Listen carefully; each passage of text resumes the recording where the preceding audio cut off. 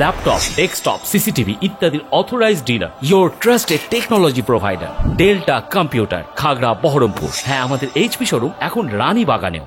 বহরমপুরের উন্নয়নের দায়ভার নিজের কাঁধে নেওয়ার গ্যারান্টি অভিষেকের, ভোটের জন্য বেঁধে দিলেন টার্গেটও। এদিন বহরমপুরের তৃণমূল প্রার্থী ইউসুফ পাঠানের হয়ে রোড শো করেন তৃণমূলের সর্বভারতীয় সাধারণ সম্পাদক অভিষেক বন্দ্যোপাধ্যায়।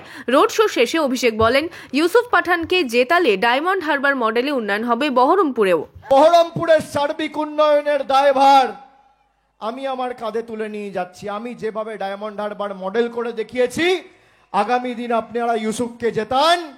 আমি ইউসুফ ভাইকে বলছিলাম নিচে বসে যে आपका जीत सुनिश्चित है। मैं लोगों का जो समर्थन आपके प्रति और तृणमूल के प्रति देख रहा हूं, लेकिन आपको एक वादा करना होगा कि जिस तरीके से लोगों ने आपको प्यार दिया है, काम करके लोगों के साथ रह के ये वादा आपको निभा के उनको ये लौटाना होगा।